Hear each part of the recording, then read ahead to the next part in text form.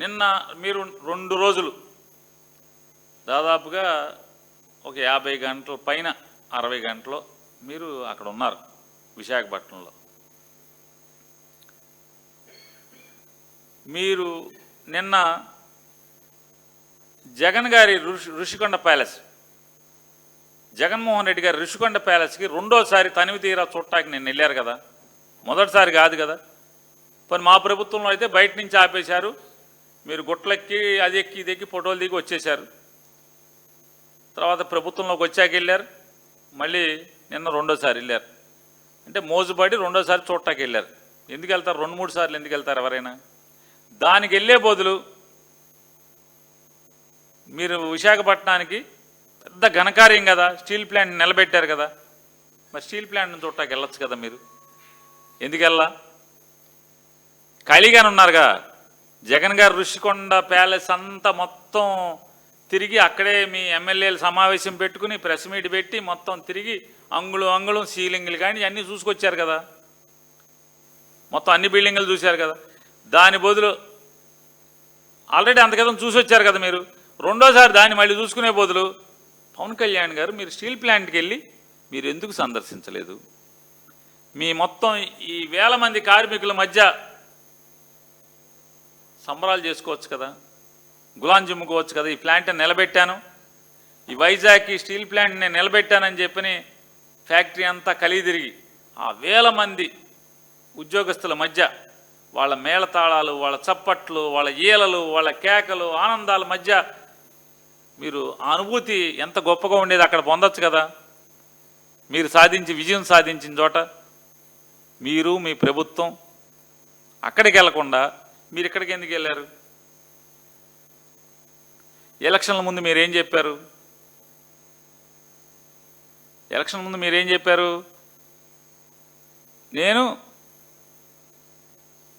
Steel ప్లాంట్కి, ఈ steel plant బతకాలంటే క్యాప్టివ్ మైన్ అలాట్మెంట్ ఒక్కటి మాత్రమే మార్గం. క్యాప్టివ్ మైన్ అలాట్ చేయటం అనేది కేంద్ర ప్రభుత్వంతో నేను చేయిస్తాను అని చెప్పి మీరు చెప్పారు. దీక్ష కూడా చేశారు మీరు ఆ స్టీల్ ప్లాంట్ గేట్ బయట. మీరు నిన్న మీటింగ్లో మీరు ఒక మాట చెప్పారు పవన్ కళ్యాణ్ గారు. పవన్ కళ్యాణ్ గారు నిన్న మీటింగ్లో ఆయన ఏం చెప్తారంటే, నేను నోవాటెల్ హోటల్లో, ఈ నోవాటెల్ హోటల్కి ఎందుకు వెళ్ళాడు? జనాల దగ్గర అర్జీలు తీసుకుంటాకి వెళ్ళా అంట. ఈయనేమో నా దగ్గర ఒక్క ఎమ్మెల్యే కూడా లేడంటాడు. ఒక్క ఎమ్మెల్యే కూడా లేకుండా ఉన్న ఎమ్మెల్యే జగన్ గారు లాక్కుపోయాడంటాడు. ఈయన దగ్గర ఒక ఎమ్మెల్యే లేడు, ఒక ఎంపీ లేడు. ఈయన జనాల దగ్గర మాత్రం అర్జీలు తీసుకుంటాకి వెళ్ళాడంట అప్పుడు. మరి ఇప్పుడు ఎందుకు వెళ్ళరు? బెజవాడలో కూడా తీసుకోవట్లేదుగా. జిల్లాల సంగతి దేవుడెరుగు. బెజవాడ మీ ఆఫీసులో కూడా మీరు కూర్చుని ఆఫీసులో అర్జీలు తీసుకోవట్లేదు కదా, మానేశారు కదా. ఊరికే మామూలుగా ముచ్చటగా 3 రోజులు తీసుకున్నారు, మళ్ళీ లేదు కదా, మాయం కదా. ఆ రోజు ప్రతి జిల్లాకి వెళ్ళి అర్జీలు తీసుకుంటాం, ఏదో బోడబొడుస్తామని చెప్పారు కదా.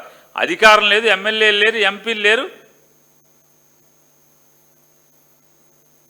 అంటే పొలిటికల్ స్టంట్ కోసం మీకు ఫోటోలు కావాలి, వీడియోలు కావాలి, మీకు పేపర్లో ఒక స్పేస్ కావాలి, జనాలు మాట్లాడుకోవాలి కాబట్టి వెళ్తారా? సరే వెళ్ళారు.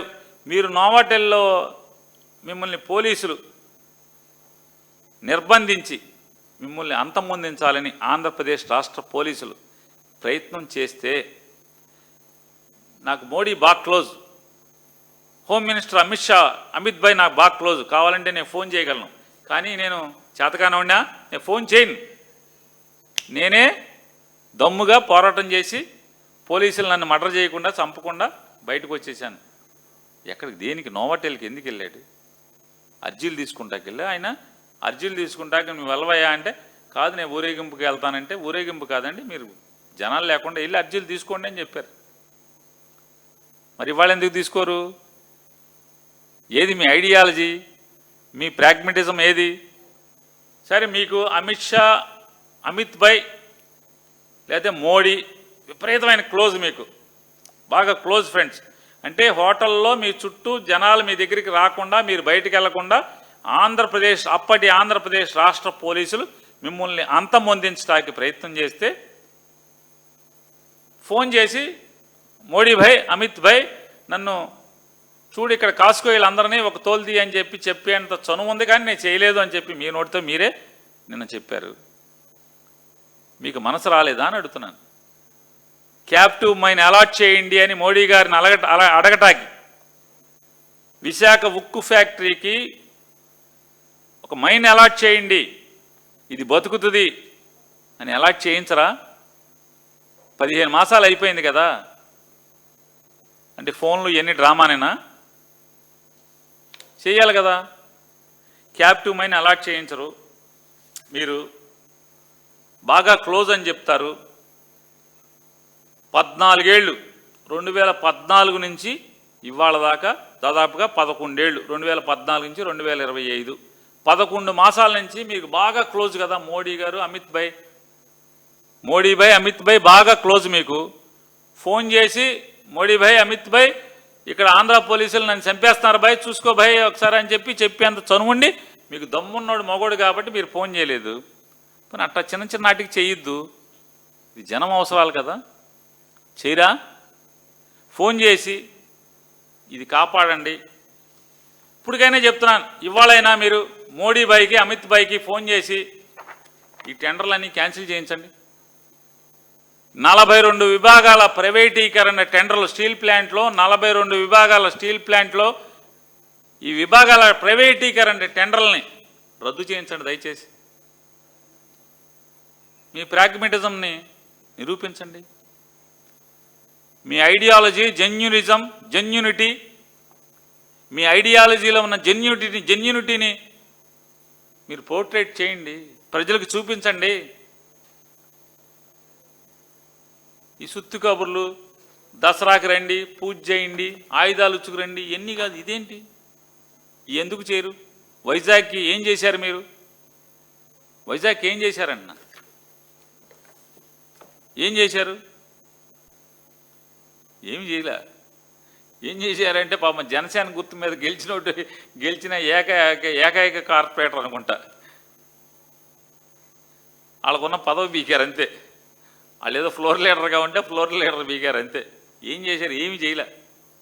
42 ప్రైవేటీకరణ టెండర్లు, ప్రతి విభాగాన్ని 42 విభాగాల్లో ప్రైవేటీకరణ చేసేస్తున్నారు పవన్ కళ్యాణ్ గారు.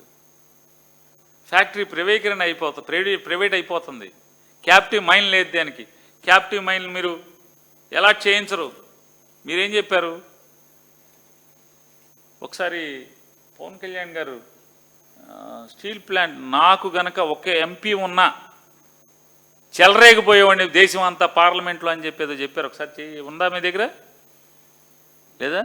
151 మంది ఎమ్మెల్యేలు ఉండి 22 మంది ఎంపీలు ఉండి మరి మీరు ఏం చేస్తున్నారు? తప్పు కేంద్ర ప్రభుత్వంలో లేదు, అడగటంలో తప్పు మంది ఉంది. పార్లమెంట్ సమావేశాలు జరుగుతున్న ఇంకొక వారం రోజులు జరగబోతా ఉన్నాయి. ఈ వారం రోజుల కనీసం వైసీపీ నాయకత్వానికి నిజంగా చిత్తశుద్ధి ఉంటే స్టీల్ ప్లాంట్ ప్రైవేటీకరణ అడ్డుకుంటామని కనీసం ఈ ప్లే కార్డ్ పట్టుకోగలరా? అంత దమ్ముందా మీకు పార్లమెంట్ లో? ప్రధానమంత్రి గారితో కూడా చెప్పినప్పుడు ఏం మాట్లాడాలని అడిగితే ఉదయ్ గారికి బాలసౌరి గారికి ఒకటే చెప్పాను. 140 కోట్ల మంది బరువు మోసే ప్రధానమంత్రి గారికి మనం సహాయపడాలి కానీ ఆయన బరువు పెంచకూడదు. ఇది ఒకటే చెప్పండి, నా మాటకి చెప్పడానికి. మేము మీకు బరువు తగ్గించే వాళ్ళమే కానీ బరువు పెంచే వాళ్ళం కాదు. అందుకే దశాబ్దం పాటు ఆయన కలవకపోయినా నేను ఎప్పుడు కూడా బాధ్యతలు మోసే ప్రతి ఒక్కరికి కూడా అండగా ఉండాలని కోరుకునేవాడు. బరువు పెట్టకూడదు వాళ్ళకి, కనీసం కూర్చోబెట్టి ఒక ఫోన్ కాల్ కూడా చేయను. ఎందుకంటే మీకు అవసరమైతే ఒకటే చెప్తాను, మీకు అవసరమైతే నేను ఎప్పుడు ఒక మాట చెప్పండి, నేను మీకు అండగా ఉంటానని చెప్తాను. ఆయన ఏం చెప్తారు? 151 మంది ఎమ్మెల్యేలు, 22 మంది ఎంపీలు, కనీసం మీకు స్టీల్ ప్లాంట్ ప్రైవేటీకరణ చెయ్యొద్దు అని ప్లెకార్డు పట్టుకునేటువంటి దమ్ముందా అని అడుగుతున్నారు. సరే, మాకు దమ్ము లేదు, కొంచెం ఆవలేదు పవన్ కళ్యాణ్ గారు, పోనీ నీ మాటే ఎందుకు కాదంటాం, ఒప్పుకుంటాం. మీకేముంది? 2 ఎంపీలు ఉన్నారు కదా, కేంద్ర ప్రభుత్వంలో మంత్రి పదవి ఇస్తానంటే కూడా నా దగ్గర పనికిరాని వాళ్ళు ఉన్నారు, నేను మంత్రి తీసుకుని చెప్పి వద్దన్నావు కదా. మీరు వద్దన్నారు కదా, తీసుకోలేదు కదా. మరి ఆ ఇద్దరితో మీరు చెలరేగిపోండి పార్లమెంట్లో. ఈ 42 టెండర్లని 42 విభాగాల టెండర్లని రద్దు చేయించండి పవన్ కళ్యాణ్ గారు. చెలరేగిపోండి, మీ ఇద్దరు పార్లమెంట్ మెంబర్లని చెలరేగిపోమని చెప్పండి.